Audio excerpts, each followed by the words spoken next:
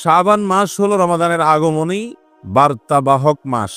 যে মাস আমাদেরকে রমজান মাস যে আসছে সেই বার্তা দিয়ে দেয়। এই মাসে নবী করিম সাল্লাল্লাহু আলাইহি ওয়াসাল্লাম কি কাজ করতেন, সালাফ এবং পূর্বসূরীরা কি কাজ করতেন, কি আমল করতেন, একজন ইমানদার সেটাকে খুঁজে বের করার চেষ্টা করবে। শাবান এ মাস সম্পর্কে আম্মা জান আয়েশা রাদিয়াল্লাহু তাআলা আনহা তিনি বলেছেন, মা রাআইতু রাসূলুল্লাহি সাল্লাল্লাহু আলাইহি ওয়াসাল্লাম ইস্তাকমালা সিয়ামা শাহরিন কাত্তু ইল্লা ফি রমাদান ওয়া মা রাআইতুহু আকসারা সিয়ামান ফি শাহরিন ইল্লা শাবান আও কামা ক্বালাত। যার অর্থ হলো, নবী করিম সাল্লাল্লাহু আলাইহি সাল্লামকে আমি দেখতাম শাবান মাস যখন শুরু হতো, শাবান মাস ছাড়া গোটা মাস জুড়ে রোজা রাখার একমাত্র দৃষ্টান্ত এবং নজির ছিল তার জীবনে রমজান মাস। রমজান মাসে গোটা মাস ব্যাপী তিনি রোজা রাখতেন। আর রমজানের পরে যেই মাসে সবচেয়ে বেশি পরিমাণে রোজা রাখতেন প্রিয় নবী সাল্লাল্লাহু আলাইহি সাল্লাম, সে মাসটা ছিল শাবান মাস, যে মাসটা আমরা শুরু করতে যাচ্ছি। এই মাসটিতে নবী করিম সাল্লাল্লাহু আলাইহি সাল্লাম সবচেয়ে বেশি নফল রোজা রাখতেন, সবচেয়ে বেশি রোজা রাখার চেষ্টা করতেন। আর গোটা মাস জুড়ে রোজা, মাসের শুরু থেকে শেষ পর্যন্ত সবগুলো দিন সিয়াম পালন করা, এটা শুধুমাত্র নবী করিম সাল্লাল্লাহু আলাইহি সাল্লাম করতেন রমজান মাস। তো এই যে শাবান মাস, এই শাবান মাসটাতে নবী আলাইহিস সালামের জীবনে এত বেশি রোজা রাখতেন যে অন্য এক বর্ণনায় আমরা জানতে পারি যে কারণ নবী সাল্লাল্লাহু আলাইহি সাল্লাম ইয়াসুমু শাবানা ইল্লা কালিলা, তিনি গোটা শাবানের সামান্য কিছুদিন বাদে, সামান্য কয়েকটা দিন বাদে আর বাকি পুরা শাবান মাসই রোজা রাখতেন। তার মানে শাবান মাসের বেশিরভাগ দিনগুলো তিনি রোজা রাখতেন। আর যে দিনগুলোতে রোজা রাখা আর ব্যাপারে তার সুন্নাহ হলো, সেটা হলো শাবানের শুরু থেকে নিয়ে একেবারে শেষের দিনগুলোর আগ পর্যন্ত। শাবানের শেষার্ধে অথবা শেষ দশকে অথবা একেবারে শেষের দিনগুলোতে নবী করিম সাল্লাল্লাহু আলাইহি সাল্লাম সাধারণত রোজা রাখতেন না। এই মাসে নবী করিম সাল্লাল্লাহু আলাইহি সাল্লাম এত বেশি নফল রোজা রাখতেন, তার রোজা দেখে নাসাইর এক বর্ণনায় এসেছে, উসামা ইবনে যায়েদ রাদিয়াল্লাহু তাআলা আনহু একজন সাহাবী, নবী সাল্লাল্লাহু আলাইহি সাল্লামের অত্যন্ত আদরের সাহাবী, স্নেহের সাহাবী, বয়সে অনেক ছোট ছিলেন।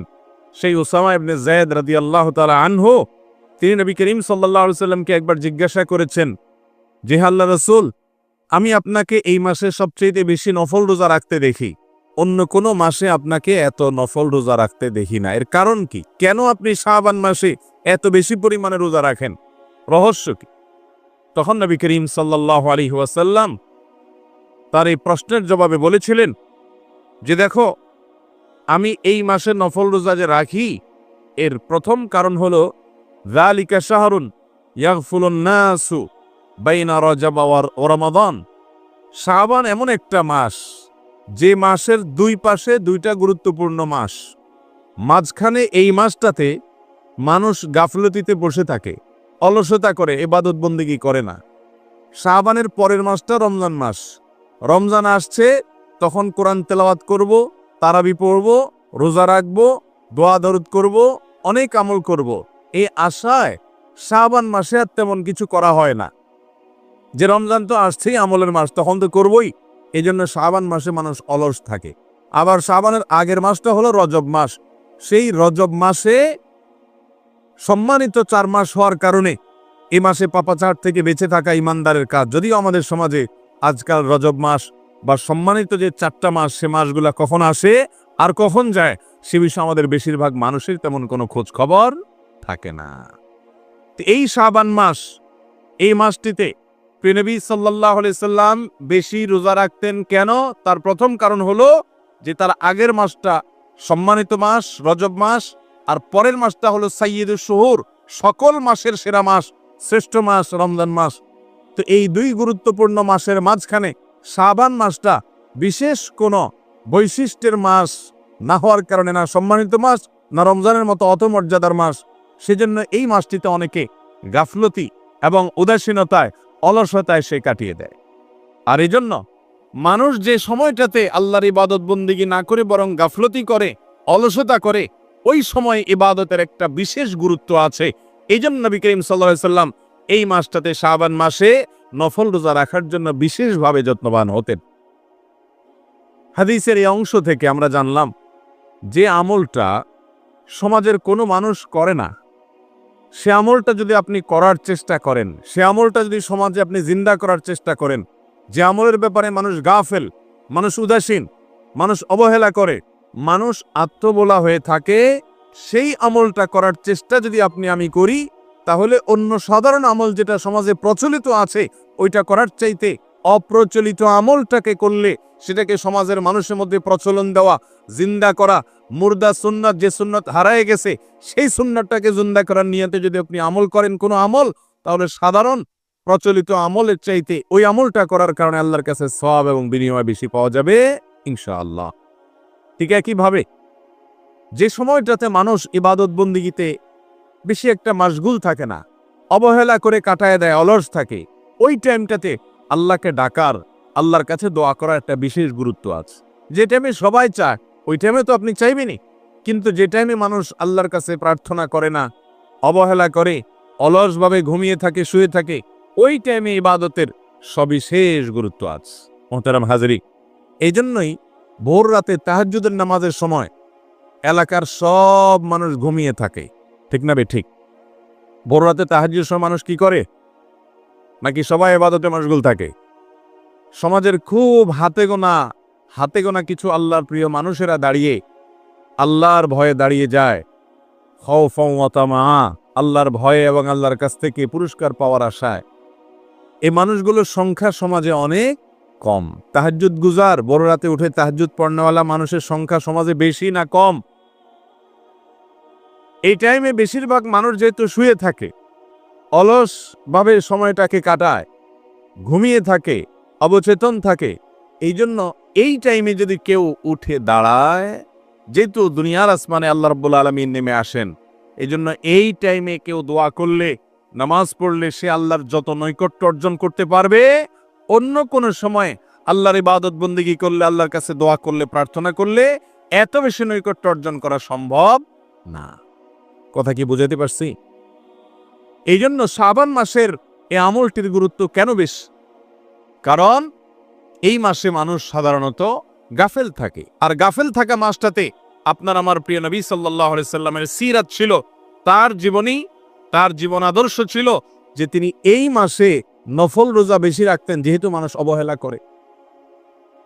একজন লোক, গরিব মানুষ, রিকশাওয়ালা মানুষ, অভাবী মানুষ, অশিক্ষিত মানুষ, তাকে সমাজের বেশিরভাগ মানুষ সাধারণত সালাম দেয় না। মসজিদের ইমাম সাহেবকে সবাই সালাম দেয়, খতিব সাহেবকে সবাই সালাম দেয়, নেতা সাহেবকে সবাই সালাম দেয়, মুরব্বী সাহেবকে সবাই সালাম দেয়, কিন্তু এই বেচারা রিকশাওয়ালাকে, গরিব মানুষকে, দিনমজুরকে, খেটে খাওয়া মানুষটাকে বেশিরভাগ মানুষ সালাম দেয় না। আপনি যদি সেজন্য ওই লোকটাকে আরো বেশি করে গিয়ে সালাম দেন, শ্রদ্ধা প্রদর্শন করেন, মহব্বত প্রদর্শন করেন, তাহলে এই যে অবহেলিত একজন মানুষকে গুরুত্ব দেওয়ার কারণে আপনি সাধারণ মানুষকে সালাম দিলে যে সওয়াব পেতেন, এই লোকটাকে সালাম দিলে তার চাইতে বেশি সওয়াব পাবেন ইনশাআল্লাহ। কথা কি বুঝাতে পারছি? এই জন্য আমাদের নবী করিম সাল্লাল্লাহু আলাইহি সাল্লাম শাবান মাসে বেশি বেশি নফল রোজা রাখার চেষ্টা করতেন। ভাইরা আমার, আমরা যারা এই মজলিসে আছি প্রত্যেকে নিজেকে একবার জিজ্ঞাসা করি, শাবান মাস আমাদের প্রত্যেকের জীবনে এসেছে, আল্লাহ হায়াতে বাঁচা রাখলে আবারও আসবে। কারোর জীবনে 20 বার, 30 বার, 40 বার, এক একজনের জীবনে এক এক সংখ্যক বার এসেছে। যার হায়াত যত বছর, যার বয়স যত বছর, তার জীবনে এই মাসটা বছরে ততবার এসেছে, ঠিক না বে ঠিক?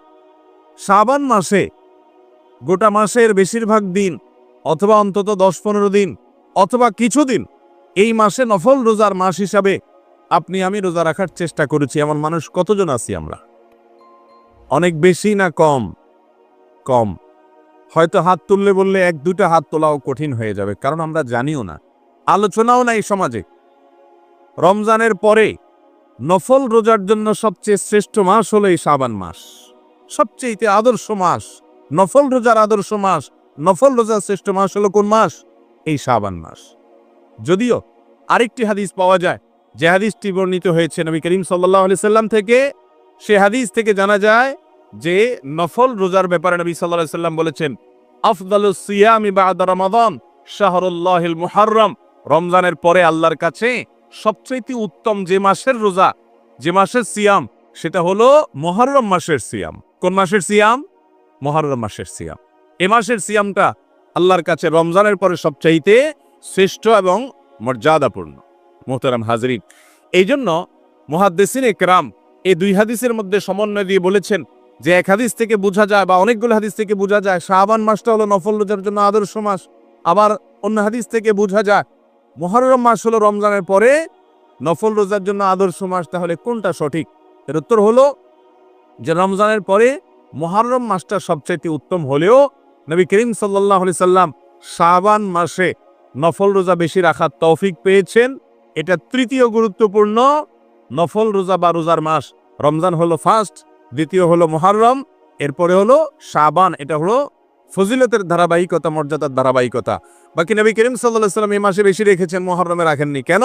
কারণ মুহররমের রোজার ফজিলতের কথা ওহীর মাধ্যমে তিনি জেনেছেন, কিন্তু সেটা আমল করার আগেই আল্লাহ তাআলা তাকে হয়তো দুনিয়া থেকে নিয়ে গেছেন। এই জন্য ওলামা ইকরাম অনেকে এইভাবে সমন্বয় করেছেন যে মুহররম মাসের রোজা এর চেয়েও বেশি ফজিলতপূর্ণ হলেও নবী সাল্লাল্লাহু আলাইহি সাল্লাম সেটার উপরে আমল করার সুযোগ পান নাই, তার আগেই আল্লাহ রাব্বুল আলামিন তাকে নিয়ে গেছেন। রমজানের পর নফল রোজার জন্য সবচাইতে আদর্শ মাস হলো মুহররম এবং শাবান, যে মাসটাতে আমরা এখন আছি। তো এই মাসটাতে নবী করিম সাল্লাল্লাহু আলাইহি সাল্লামের জীবনে গোটা মাসের বেশিরভাগ দিন তিনি রোজা রাখতেন, নফল রোজা রাখতেন, নফল সিয়াম রাখতেন। আমরা বেশিরভাগ মানুষ শাবান মাস আসলে ওই শবে বরাতের একটা রোজা রাখা ছাড়া এই মাসের অন্য দিনগুলোতে রোজা রাখার তৌফিক হয় না, বেশিরভাগ মানুষের হয় না, অথচ এটা করা উচিত। আজ আমরা জানলাম যে শাবান মাস, এই মাসটা হলো নফল রোজার জন্য আদর্শ মাস, সবচেয়ে উত্তম মাস। আমরা রাখার চেষ্টা করবো তো ইনশাআল্লাহ। আল্লাহ তাআলা আমাদেরকে আমলের তৌফিক দান করুন। তো যে হাদিসটি আমি বলছিলাম উসামা ইবনে যায়েদ রাদিয়াল্লাহু তাআলা আনহু বর্ণিত, সেই হাদিসের আলোকে আমরা জানলাম যে নবী করিম সাল্লাল্লাহু আলাইহি সাল্লামকে জিজ্ঞাসা করা হয়েছিল, হে আল্লাহর রাসূল, আপনি শাবান মাসে এত বেশি নফল রোজা কেন রাখেন? অন্য কোনো মাসে তো আপনাকে এত রোজা রাখতে দেখি না। তখন তিনি জবাবে একটা কারণ বলেছেন যে এই মাসে মানুষ গাফেল থাকে, উদাসীন থাকে, সেজন্য এই মাসে আমি বেশি নফল রোজা রাখি। আর আরেকটা কারণ তিনি উল্লেখ করেছেন, বলেছেন যে এই মাসটা এমন মাস যে হুয়া শাহরুন তুরফাউ ফীহিল আমালু ইলা রাব্বিল আলামিন ফাউহিব্বু আন তুরফা আমালি ওয়া আনা সাইম। এই মাসটা এমন মাস যেই মাসে বান্দার সমস্ত আমল, সারা বছরের আমল, এটা আল্লাহর কাছে পেশ করা হয়, উপস্থাপন করা হয়, আল্লাহর কাছে হাজির করা হয়।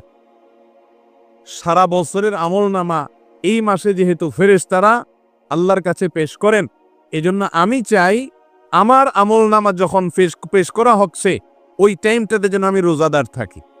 এই জন্য নবী করিম সাল্লাল্লাহু আলাইহি সাল্লাম এই মাসে কি রাখতেন? বেশি বেশি নফল রোজা রাখতেন। মোহতারাম হাজরিন, এই জন্য শাবান মাসটির নফল রোজার গুরুত্ব অপরিসীম। একজন মানুষ কোন একটা কোম্পানিতে কাজ করেন, তার কাজের সময় সাধারণত তার মালিক বা তার উপরস্থ কর্মকর্তারা তারা দেখেন না। সে কাজ করে ভালো করে কিংবা ফাঁকি ঝুঁকি দেয়, যাই করে দেখার কেউ থাকে না। হঠাৎ যদি সে জানে যে তার মালিক আসবে বা তার মালিক তাকে দেখবে বা তার দিকে মনোনিবেশ করবে, তাহলে বিশেষভাবে তার দিকে মনোনিবেশ করা হবে। এটা যদি তিনি জানতে পারেন, তাহলে অন্য সময়ের চাইতে এটা জানার পর তিনি অবশ্যই বিশেষ গুরুত্বের সাথে কাজ করবেন। ঠিক না ঠিক? কেন? যাতে করে মালিক দেখতে পায় যে আমি কি করছি, কাজ করছি।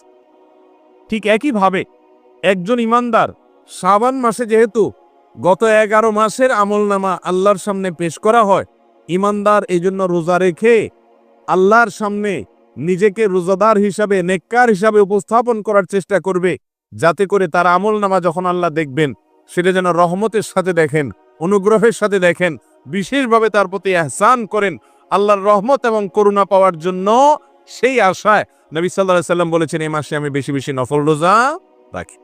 মুহতারাম হাজরিন, আমরা জানি যে অন্যান্য হাদিসে নবী করিম সাল্লাল্লাহু আলাইহি সাল্লাম জানিয়েছেন আমাদের আমলনামা আল্লাহ রাব্বুল আলামিনের কাছে প্রতি সোমবার এবং বৃহস্পতিবারে উপস্থাপন করা হয়। সহিহ মুসলিমের হাদিসে এটি বর্ণিত হয়েছে, সোমবারে এবং বৃহস্পতিবারে। এখন কেউ প্রশ্ন করতে পারেন যে এক হাদিস দ্বারা আমরা জানি সকালে যখন কোনো ফেরেশতা আসেন আল্লাহর পক্ষ থেকে বান্দার আমলনামাকে পর্যবেক্ষণ করার জন্য, রিপোর্ট সংগ্রহ করার জন্য দুই ধরনের ফেরেশতারা আসেন। কিছু ফেরেশতারা আছেন সকালে, আবার কিছু ফেরেশতারা আসেন সন্ধ্যায়। যারা সকালে আসেন তারা সারাদিন বান্দার আমলনামাগুলা কি কাজ করে না করে সেগুলোর রিপোর্ট সংগ্রহ করে সন্ধ্যায় আল্লাহর কাছে গিয়ে জমা দেন।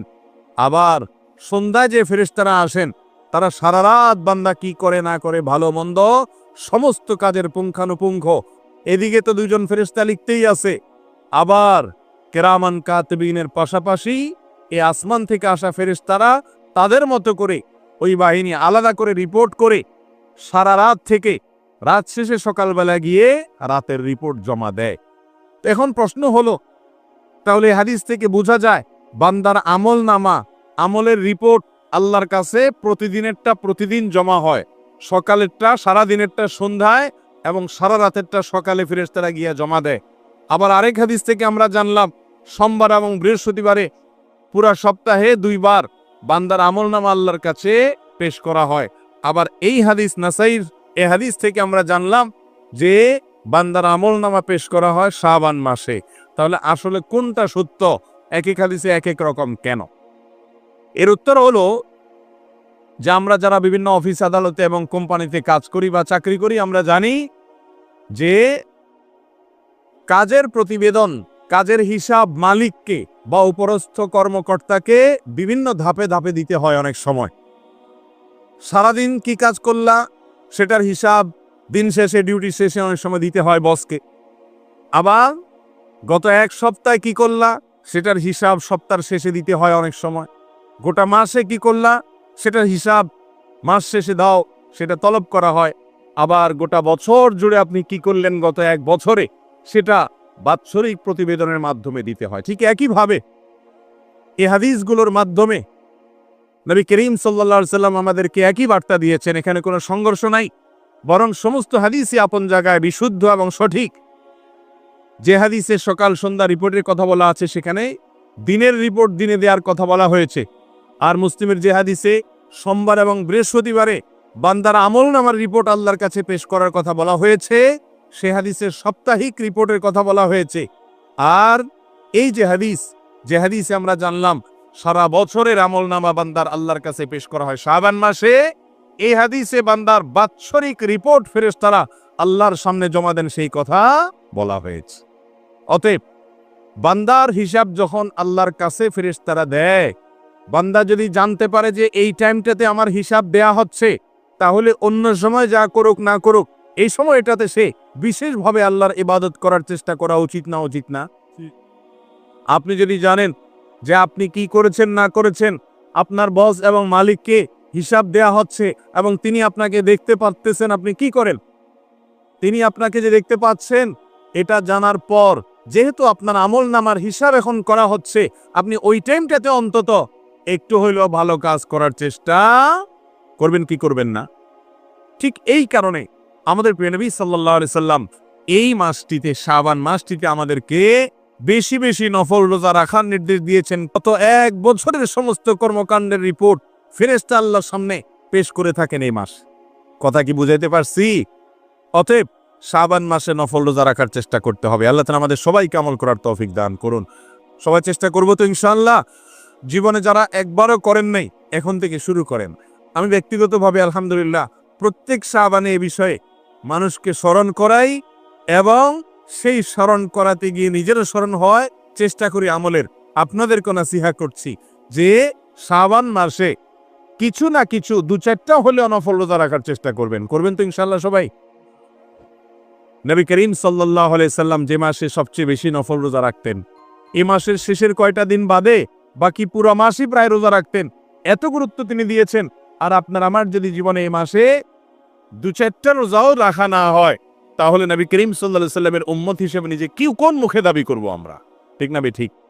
অতএব ভাইরা আমার, রমাদান মাস তো আসছেই, তার আগেই শাবান মাস থেকে নফল রোজার রিহার্সেল শুরু করব। একটা বিষয় আমরা জানি, যে কোনো গুরুত্বপূর্ণ কাজ করার আগে রিহার্সেল করতে হয়। রিহার্সেল মানে কি? সেই গুরুত্বপূর্ণ কাজ করার আগে প্রস্তুতিমূলক কিছু আয়োজন থাকে, মহড়া বলে যেটাকে।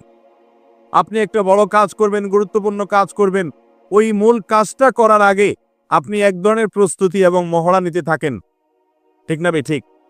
যে কিভাবে আমি এই কাজটা করব, তার একটা পরিকল্পনার অংশ হিসেবে আপনি আগে থেকে প্রস্তুতিমূলকভাবে সে কাজটা ডেমো বা মহড়া আপনি করতে থাকেন। ঠিক একইভাবে নবী করিম সাল্লাল্লাহু আলাইহি সাল্লাম রমাদানের গোটা 30 দিনের রোজা যে ফরজ করা হয়েছে এই উম্মতের উপরে এবং আগের সব নবীর যুগের সকল রাসূলের যুগের সকল উম্মতদের প্রতি, সেই রোজাগুলো রাখতে যাতে আমাদের অসুবিধা না হয়, এই জন্য শাবান মাস থেকে কিছু কিছু নফল রোজা ঐচ্ছিক আজকে রাখেন, আবার আগামী সপ্তাহে একটা রাখেন, বা সপ্তাহে 2টা রাখেন, বা যখন তৌফিক কুলায় ততটা রাখেন। আপনি কিছু রোজা রাখার মাধ্যমে এক ধরনের রিহার্সেল করলেন, প্রস্তুতি নিলেন, এক ধরনের আপনি মহড়া করলেন। কোর্স কিসের? ওই যে রমজানের রোজা আসতেছে সেটা। কথা কি বুঝাতে পারছি? ঠিক একইভাবে বান্দার যত ফরজ আমল আছে, ভালো করে খেয়াল করি, বান্দার যত ফরজ আমল আছে, এই সমস্ত ফরজ আমলের একটা নফল ফরম্যাট আছে, সুন্নত ফরম্যাট আছে। ফরজটার পাশাপাশি একটা নফল ফরম্যাট আছে। ব্যাপারটাকে একটা উপমা দিলে, এক্সাম্পল দিলে সুন্দর বুঝে আসবে। কোনো একটা অফিসে আপনার গুরুত্বপূর্ণ একটা কাজ আছে, অনেক গুরুত্বপূর্ণ কাজ। সেই গুরুত্বপূর্ণ কাজে আপনার একটা এনআইডি কার্ডের ফটোকপি লাগবে, এনআইডি কার্ডের ফটোকপি লাগবে, আরও বিভিন্ন রকমের কাগজপত্র লাগবে, একটা ছবি লাগবে, আরও কিছু লাগবে। আপনি এই কাগজগুলো সেখানে নিয়ে যাচ্ছেন। একজন সতর্ক মানুষ, যিনি এত গুরুত্বপূর্ণ কাজ, এই কাজটা যদি তার হয়ে যায় তাহলে তার জীবনে বিরাট উপকার হয়ে যাবে, তার নামে কোনো একটা বড় কিছু পাস হয়ে যাবে, অথবা তার চাকরি হয়ে যাবে, বা কোনো একটা কিছু হয়ে যাবে। এরকম গুরুত্বপূর্ণ কাজে তার কাছে যে পেপারসগুলো চাওয়া হয়েছে, যেই কাগজগুলো তাকে দিতে বলা হয়েছে, সেই কাগজগুলো একটা একটা করে নিবে, নাকি একটার বেশিও রাখার চেষ্টা করবে? বুঝেন নাই? তাকে বলা হয়েছে একটা এনআইডি কার্ডের ফটোকপি আনবা, একটা ছবি নিয়ে আসবা, একটা পাসপোর্টের ফটোকপি থাকলে সেটা নিয়ে আসবা, জন্ম নিবন্ধনের সার্টিফিকেট নিয়ে আসবা, চেয়ারম্যান সার্টিফিকেট নিয়ে আসবা, এরকম কিছু কাগজ আনতে বলছে। যদি বুদ্ধিমান মানুষ হয়, বিচক্ষণ মানুষ হয়, তাহলে এগুলোর একটা সেট সে রাখবে, মাস্টার কপি বলে এটাকে। আবার কিছু এক্সট্রাও রাখবে, যদি একটা কাগজ হারায় যায় বা নষ্ট হয় বা খুঁজে পাওয়া না যায়, তাহলে যেন ওইটা দিয়ে কাজ করতে পারে। এরকম সতর্কতামূলক অতিরিক্ত কপি নেওয়া হয় কি হয় না? ঠিক একইভাবে আল্লাহ রাব্বুল আলামিন আমাদেরকে যত ফরজ কাজের নির্দেশ করেছেন, যত ফরজ কাজ, বিশেষ করে ইসলামের যে স্তম্ভগুলো, 5 ওয়াক্ত নামাজ, রমজানের রোজা, যাকাত, হজ, এই সব কাজগুলো ফরজ না নফল? ফরজ। এই ফরজ কাজগুলোর নফল এবং সুন্নাত ফরম্যাটও আল্লাহ রাব্বুল আলামিন রেখেছেন। কিভাবে?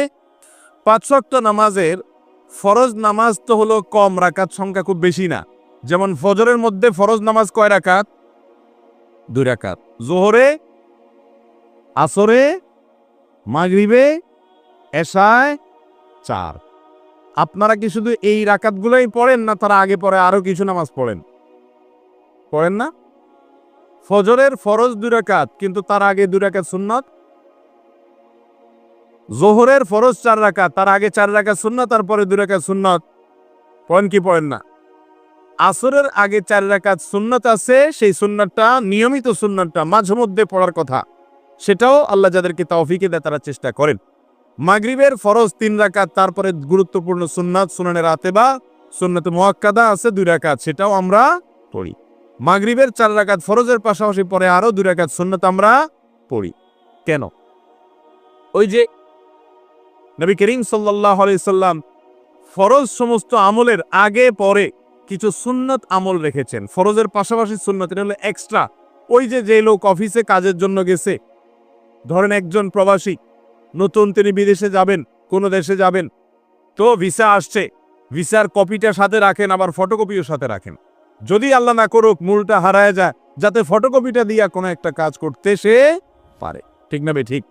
একইভাবে আমাদেরকে ইসলাম ফরজ কাজগুলোর আগে পরে কিছু সুন্নত কাজ করতে বলেছে।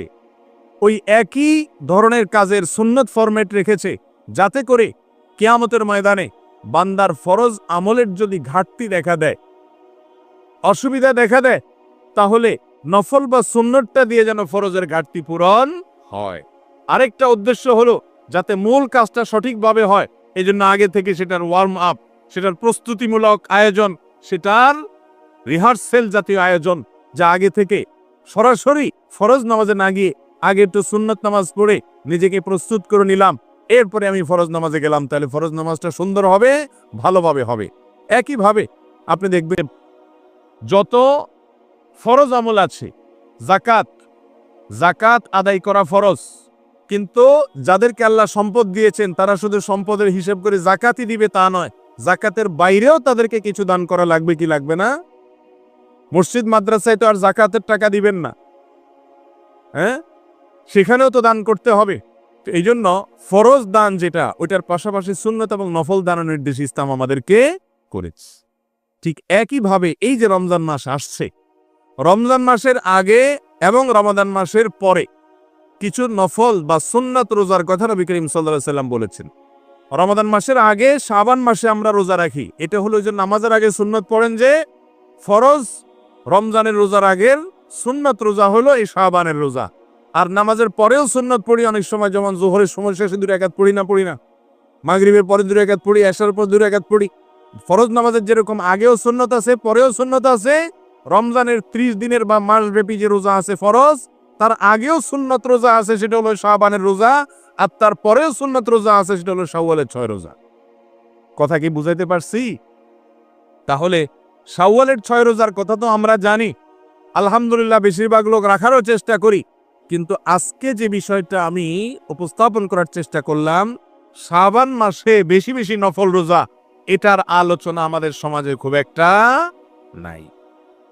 আমরা আজকে অনেকেই হয়তো নতুন করে শুনলাম, শাওয়ালের 6 রোজা যারা রাখেন আলহামদুলিল্লাহ, আল্লাহ তৌফিক দিয়েছেন। পাশাপাশি এই যে শাবান মাস শুরু, এই মাসেরও কিছু না কিছু দিন অন্তত আল্লাহ নবীর মহাব্বতে, আল্লাহ নবী সাল্লাল্লাহু আলাইহি সাল্লামের অনুকরণে, তার সুন্নাত ইত্তেবার অংশ হিসাবে আমরা এ মাসের কিছু দিনের রোজা রাখবো তো ইনশাআল্লাহ। আল্লাহ আমাদেরকে আমল করার তৌফিক দান করুন। ভাইরা আমার, আমাদেরকে আল্লাহ রাব্বুল আলামিন প্রিয় নবী সাল্লাল্লাহু আলাইহি সাল্লামকে পাঠিয়েছেন মডেল হিসাবে। তিনি আমাদের জন্য মডেল, তিনি আমাদের জন্য আদর্শ। তিনি যা যা করতেন সেটা করার মধ্যে এই উম্মতের কল্যাণ নিহিত আছে, বুঝে আসুক আর না আসুক। তার অনুকরণ থেকে ছিটকে পড়ে গেলে, অন্য পথে চলে গেলে মানুষ গুমরাহ হবে, পথহারা হবে, যে পথের শেষ মাথায় থাকবে জাহান্নাম। আর তার অনুকরণ যদি করতে থাকে, তার পিছে পিছে যদি চলতে থাকে, তার কাজ দেখে দেখে যদি করতে থাকে, তাহলে এই চলার শেষ গন্তব্য হবে ইনশাআল্লাহ জান্নাতুল ফেরদাউস। অতএব আমরা এই শাবান মাসে সবচেয়ে গুরুত্বপূর্ণ আমল, এই মাসটির বৈশিষ্ট্যই হলো যেটি, সেটা হলো নফল রোজার শ্রেষ্ঠ মাস। এই মাসে আমরা কিছু কিছু নফল রোজা, সুন্নাত রোজা রাখবো তো ইনশাআল্লাহ। আমরা অনেক দিনে রোজা রাখার জন্য অস্থির হয়ে যাই, যে দিনগুলোতে রোজা রাখার কোনো নির্দেশ হাদিসে পাওয়া যায় না, কিন্তু রাখার জন্য আমরা অস্থির হয়ে যাই এবং সেটার জন্য আমরা এত ব্যাকুল হয়ে যাই যে ওইটাকে আমরা ফরজ ওয়াজিব বা সুন্নতের মতো গুরুত্ব দেই। অথচ এই শাবান মাসের বেশিরভাগ দিনগুলোতে প্রিয় নবী সাল্লাল্লাহু আলাইহি সাল্লাম রোজা রাখতেন। আমাদের দেশে আমার ব্যক্তিগত জানাশোনা অনুপাতে বেশিরভাগ মানুষ শাবান মাসে ওই শবে বরাতের একটা রোজা ছাড়া আর কোনো রোজা রাখার সুযোগ বা তৌফিকই পায় না। চেষ্টা করবো তো রাখার ইনশাআল্লাহ। আল্লাহ তাআলা আমাকে, আপনাকে, আমাদের সবাইকে আমল করার তৌফিক দান করুন। মোহতারাম হাজিরিন, শাবান মাসের এই যে নফল রোজা, এটা রাখার ক্ষেত্রে আবার কিছু নিয়ম আছে। যেমন আমরা শুরুতে বলেছি, এ মাসে শুরুর দিকে নফল রোজা রাখার ফজিলত বেশি। শুরুর দিকে, এখন থেকে আপনি রাখা শুরু করবেন 10 শাবান, 15 শাবান পর্যন্ত, 20 শাবান পর্যন্ত রাখতে পারেন। তবে যত শেষের দিকে যাবে তত আস্তে আস্তে রোজা কমায় দিবেন। শাবানের একেবারে শেষের দিকে রোজা রাখা অনুচিত। শাবান মাসের একেবারে শেষের দিন, 29শে শাবান, যেদিন 29শে শাবান চাঁদ দেখা গেল, তো পরের দিন ধরেন 30শে শাবান। ওই 30শে শাবানের দিন যদি চাঁদ 30 হয় আর কি, তাহলে সেই দিন আমাদের দেশে অনেক মুরব্বীরা রোজা রাখতেন, এখনো অনেকে রাখেন। কেন রাখেন? তার কারণ হলো, যুক্তি হলো, তারা বলেন যে শাবানের শেষের দিনটা যদি 30 হয়, ওই দিনে রোজা রাখলে যদি চাঁদ 29 হয়ে থাকে, হয়তো কেউ দেখে নাই, কিন্তু আকাশে চাঁদ উঠে গেছে, কেউই দেখলো না, তাহলে 30 নম্বর দিন আমি যদি রোজা রাখি, এটা যদি চাঁদ উঠে থাকে আর কেউ না দেখে থাকে, তাহলে এটা রমজান মাসে হয়ে গেল। আর যদি চাঁদ না উঠে, ওইটা শাবান মাসে থাকে, তাহলে শাবানের মধ্যে হয়ে গেল। এটাকে বলা হয় বাই চান্স রোজা রাখা, চান্সের রোজা। যদি চাঁদ উঠে থাকে তাহলে রমজান, আর চাঁদ না উঠে থাকে শাবানের রোজা হয়ে গেল। এরকম রোজা রাখার ব্যাপারে নবী করিম সাল্লাল্লাহু আলাইহি সাল্লাম স্পষ্ট এবং পরিষ্কার ভাষা নিষেধ করেছেন। এজন্য শাবান মাসে বেশি বেশি রোজা রাখতে হবে, এটা যেন আমাদের জানতে হবে। আবার শাবান মাসের শেষের দিনে রোজা রাখা, যেটাকে ইয়াউমুশ শক বলা হয়েছে হাদিসের ভাষায়, যে নবী করিম সাল্লাল্লাহু আলাইহি সাল্লাম ইয়াউমুশ শক বা সন্দেহের দিনে রোজা রাখতে নিষেধ করেছেন, যে এটা কি শাবানের শেষ দিন নাকি রমজানের প্রথম দিন। যদি কোথাও চাঁদ দেখা প্রমাণিত না হয় আকাশে, তাহলে সেক্ষেত্রে সন্দেহের বশবর্তী হয়ে এটাকে পহেলা রমজান মনে করার কোনো কারণ নাই। কারণ ইসলামে ধোঁয়াশা, অস্পষ্টতা, বিভ্রান্তি এবং সন্দেহমূলকভাবে কোনো কিছু করার কোনো সুযোগ নাই। হয় চাঁদ দেখা প্রমাণ হয়েছে বা হয় নাই। রমজানের চাঁদ দেখা গেছে তাহলে রমজান, আর যদি চাঁদ দেখা প্রমাণ না হয় তাহলে সেটা শাবান মাস। অতএব চান্স নিয়ে যদি চাঁদ উঠে থাকে আর কেউ না দেখে থাকে তাহলে রমজান, আর না হলে শাবান, এরকম চান্সে কোনো রোজা রাখার নির্দেশ নবী করিম সাল্লাল্লাহু আলাইহি সাল্লাম করেন নাই। অতএব যে সমস্ত মুরব্বীরা অনেকেই আছেন শাবানের শেষের দিন রোজা রাখেন, এটা অনুচিত কাজ, এটা ভুল কাজ, এটা করবেন না। কারণ এটা সন্দেহের দিন রোজা রাখা, অর্থাৎ শাবানের শেষের দিন রোজা রাখা হাদিসে নিষেধ আছে। তাহলে শাবান মাসের ফজিলত এবং মর্যাদা আমরা জানলাম, যে এই মাসটি রমজানের পূর্ববর্তী মাস হওয়ার কারণে এর গুরুত্ব অপরিসীম। নবী করিম সাল্লাল্লাহু আলাইহি সাল্লাম এই মাসে বেশি বেশি নফল রোজা রাখতেন। রমজানের পরে সবচেয়ে বেশি নফল রোজা তিনি এই মাসে রেখেছেন। অতএব একজন ইমানদার এই মাসে বেশি বেশি নফল রোজা রাখার চেষ্টা করবে। এই মাসের মধ্য রজনী, যেটাকে লাইলাতুন নিসফ মিন শাবান হাদিসে বলা হয়েছে, শাবানের মধ্য রজনী, শাবানের মধ্য রাত, মাঝামাঝি রাত, অর্থাৎ 15তম রাত, যেটি এই 14ই শাবান দিবাগত রাত বা মধ্য শাবান রজনী, যেটাকে আমাদের দেশে শবে বরাত বলি আমরা, এই রাত সম্পর্কে অনেকগুলো হাদিস বর্ণিত আছে।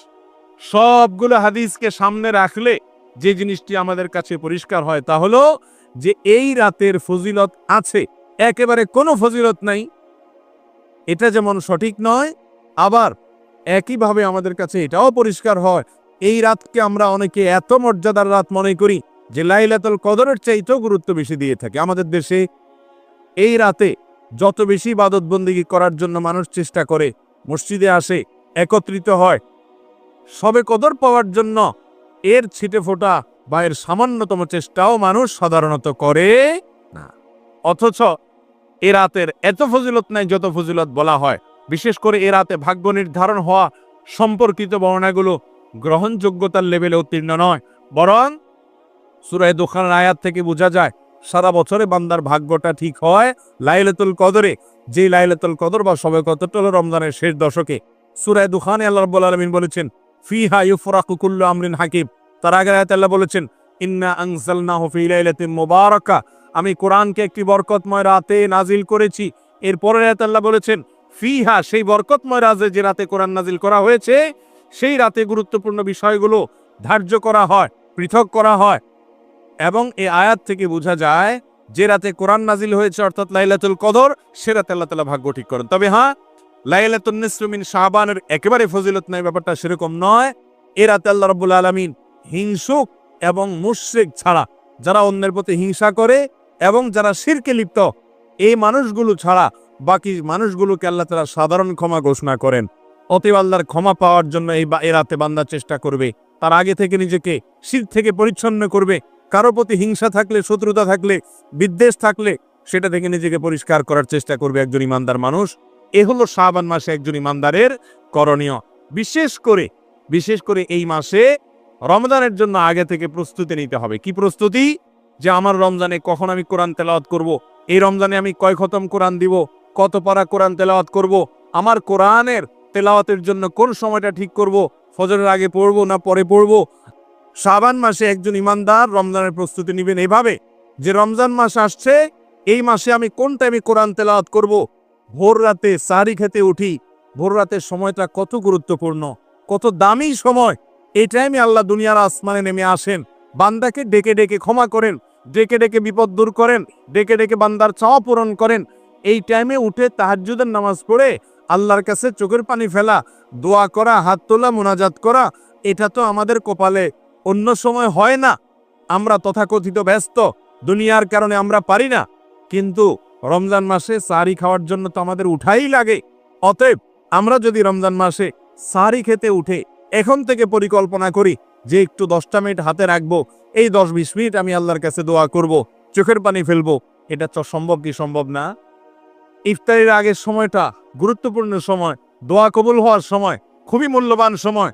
আর এই মূল্যবান সময়টিতে একজন ইমানদার হিসাবে আমরা চাইলে এখন থেকে যদি পরিকল্পনা করি যে ইফতারে বেশি আইটেম রাখবো না, বেশি গ্যাঞ্জাম রাখবো না, যাতে করে ইবাদত বন্দেগী করা যায়, যাতে করে ইফতারের আগে ব্যস্ত না হইয়া ইফতারের আইটেম নিয়ে যাতে দোয়াতে ব্যস্ত থাকা যায়, সেই চেষ্টা এখন থেকে করব। তাহলে এই শাবান মাসের অন্যতম আরেকটা আমল হলো রমজানকে যাতে আমরা ভালোভাবে ইবাদত বন্দেগীতে কাটাতে পারি, সেজন্য এখন থেকে চেষ্টা করতে পারি, এখন থেকে তার জন্য প্ল্যান পরিকল্পনা করতে পারি যে কিভাবে আমার রমজান কাটবে। আমার রমজানে ইবাদত বন্দেগীতে বাধা হয় যে বিষয়গুলো, সেগুলোকে চিহ্নিত করে একটা একটা করে সেগুলো থেকে নিজেকে পরিচ্ছন্ন করার চেষ্টা এখন থেকে করতে হবে। চেষ্টা করবো তো ইনশাআল্লাহ। আল্লাহ তাআলা আমাদের সবাইকে আমল করার তৌফিক দান করুন। মোহতারাম হাজরিন, যেহেতু এই মাসে আমাদের আমলনামা আল্লাহর দরবারে উঠানো হয়, সেজন্য এই মাসটাতে বিশেষভাবে নেক আমল করার চেষ্টা করতে হবে। আপনি খেয়াল করবেন যে সকাল সন্ধ্যায় বান্দার আমলনামা, সারাদিনেরটা সন্ধ্যায়, সারা রাতেরটা সকালে যেহেতু ফেরেশতারা উপস্থাপন করে, এই জন্য নবী সাল্লাল্লাহু আলাইহি সাল্লাম এই টাইমটাতে বেশি বেশি আল্লাহর তাসবিহ পেশ করতেন, আল্লাহর জিকির করতেন, আল্লাহর কাছে দোয়া করতেন, দোয়া দরুদ পড়তেন। সকাল সন্ধ্যা অনেকগুলো দোয়া দরুদ আছে। আল্লাহ কোরআনে বলেছেন যে ওয়াসাব্বিহুহু বুকরাতাও আসীলা, সকালের সন্ধ্যায় আল্লাহর পবিত্রতা বর্ণনা করো। হ্যাঁ, এই টাইমটাতে একজন ইমানদার আমলের চেষ্টা করবে। ঠিক একইভাবে সোমবার বৃহস্পতিবার রোজা রাখা সুন্নত। কেন? এর অন্যতম একটা কারণ এটাও যে এই 2 দিন বান্দার আমলনামার রিপোর্ট, সাপ্তাহিক রিপোর্ট জমা হয়, যেন বান্দা সেদিন রোজা থাকে, আল্লাহ যেন রহম করেন তার রিপোর্ট দেখে, যেন তার জন্য ভালোর ফয়সালা করেন। একইভাবে সারা বছরের আমলনামা শাবান মাসে যেহেতু উপস্থাপন করা হয়, এজন্য এই মাসটাতে নফল রোজা এবং নেক আমল করার চেষ্টা করতে হবে। চেষ্টা করব না আমরা ইনশাআল্লাহ? খুবই দুঃখের বিষয়, বেশিরভাগ মুসলিমরা আমরা জানিও না যে মাসটা চলে যাচ্ছে, আমার হিসাব, আমার রিপোর্ট জমা হচ্ছে আল্লাহর কাছে। আমরা আল্লাহ রাব্বুল আলামিনের কাছে কত অন্যায় করে, কত অপরাধ করে আল্লাহর কাঠগড়ার আসামি হয়ে আছি। কত অপরাধ আমাদের আছে, কত ত্রুটি আমাদের আছে, এগুলোর হিসাব নিকাশ হচ্ছে আল্লাহর কাছে, সেগুলো জমা দেয়া হচ্ছে। আসল হিসাব নিকাশ তো আখিরাতে হবে, কিয়ামতের দিন হবে। এখন থেকে আল্লাহর কাছে সেটা নাড়াচাড়া হচ্ছে। এখনই যদি ওই ফাইলটাতে আল্লাহ তাআলা অনুগ্রহের ফয়সালা করে দেন, তাহলে তো কিয়ামতে সহজ হবে। এজন্য প্রতি বছর শাবান মাস আসলে আপনি যদি একটু সতর্ক হন, আপনি যদি নড়ে চড়ে বসেন, আপনি যদি এটা মাথায় রাখেন যে আমার তো আমলনামা সারা বছর গত 11 মাসেরটা এখন উপস্থাপন করা হয়েছে, কত নামাজে ত্রুটি করছি, কত নামাজে গাফিলতি করছি, কত উল্টাপাল্টা করছি, কত আমলের ত্রুটি হয়েছে, এই সবগুলো আল্লাহর দরবারে যেহেতু উপস্থাপন করা হচ্ছে, সেজন্য এই মাসটাতে অন্তত আমি ভালো হয়ে থাকি, নেক হয়ে থাকি, ইস্তেগফার করি, রোজাদার থাকি, যেমনটি নবী করিম সাল্লাল্লাহু আলাইহি ওয়াসাল্লাম চেষ্টা করছেন। তাহলে ইনশাআল্লাহ প্রতি বছর যদি আপনি এভাবে করে করে রাখেন, তাহলে কিয়ামতের ময়দানে আপনার আমলনামা আল্লাহ তাআলার পক্ষ থেকে পাবেন। সেখানে দেখবেন যে আল্লাহ রাব্বুল আলামিন আপনার ভুল ত্রুটিগুলোকে ক্ষমা করে দিয়েছেন এবং রহম করেছেন, অনুগ্রহ করেছেন। সব মামলার ফাইলগুলোতে আপনার পক্ষে আল্লাহ তাআলা রায় দিয়েছেন ইনশাআল্লাহ। চেষ্টা করব না আমরা ইনশাআল্লাহ? ভাইরা আমার, আপনার আমার নামে যদি দুনিয়ার আদালতে কোনো মামলা উঠে আর শুনানি চলে, আপনি জানেন আজকে আপনার মামলার শুনানি, আপনার মামলার রায়, আলোচনা চলছে, সাক্ষ্য গ্রহণ চলছে, হ্যাঁ, মামলার নথিপত্র নেওয়া হচ্ছে, অভিযোগপত্র গঠন হচ্ছে, আপনি আসামি, আপনার অনেক দোষ আছে, আপনার নামে মামলা আছে, সেই মামলার শুনানি, সাক্ষ্য গ্রহণ, সেই মামলার অভিযোগপত্র আপনার দাখিল করা এবং গঠন করা, এগুলো হচ্ছে। এটা যেদিন হবে সেই দিনটাতে আপনার মধ্যে কোনো অস্থিরতা থাকবে না? শান্ত থাকবেন আপনি? অস্থিরতা থাকবে না, কোনো পেরেশানি হবে না, টেনশন হবে না? আপনি যদি নির্দোষ হন, তারপরও আপনার মধ্যে টেনশন থাকবে কি থাকবে না?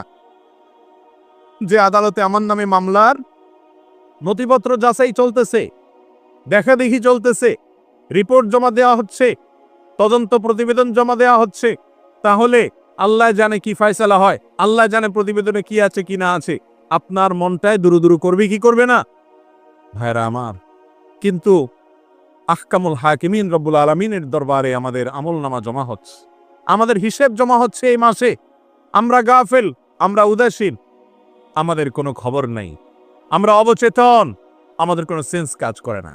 আল্লাহ রব্বুল আলামিন আমাদের যেন বোধোদয় হয়, আমরা যেন নবী করিম সাল্লাল্লাহু আলাইহি সাল্লামের জীবন ইতিহাস থেকে তার সিরাত থেকে শিক্ষা গ্রহণ করে শাবান মাস জুড়ে আল্লাহর জিকির, আল্লাহর স্মরণ বেশি বেশি করে আল্লাহর দরবারে, আল্লাহর নিকটে ফেরেশতারা আমার সারা বছরের আমলনামা জমা দিয়েছেন।